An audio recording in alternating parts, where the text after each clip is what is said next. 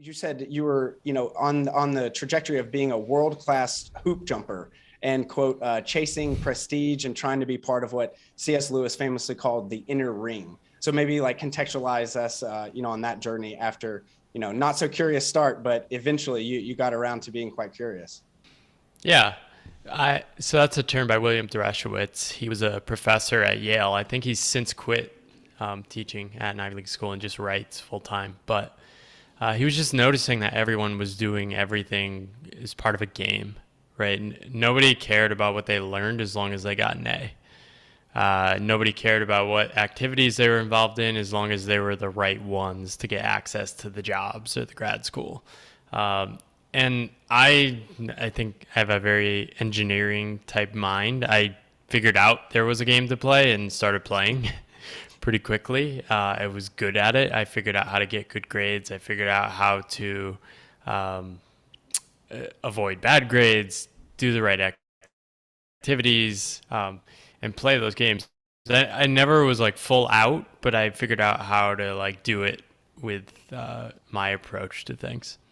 So, and then we'll get kind of more into that. But you had a bout with Lyme disease, and I wanted to kind of talk to you about that specifically because you had done a little bit of writing about that. What was kind of something that you learned the most out of that? Was it about healthcare systems or being an impervious young person and figuring out health is a real thing? Or can you just talk about kind of that kind of journey and what you went through?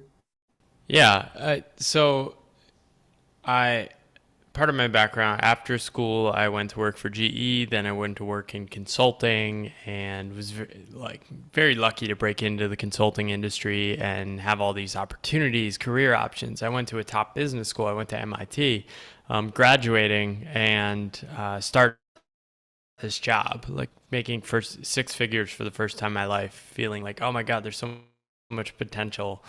Um, and then within the first month, I just start feeling terrible. I didn't really know what it was at the time. It took several months to work with doctors to kind of figure out what was going on. I figured out what was going on. Had declined in health dramatically at that point, and then started doing treatment, and that was really rough. That was just a really hard experience. It was this disconnect between all of my life had been consumed with I am this successful student, I am this achiever, I am this person that's always plotting the next step, to boom, like just in bed feeling like crap and had to take a leave of absence unpaid. And it's like, man, it was really painful, both physically of the literal things I was dealing with and emotionally.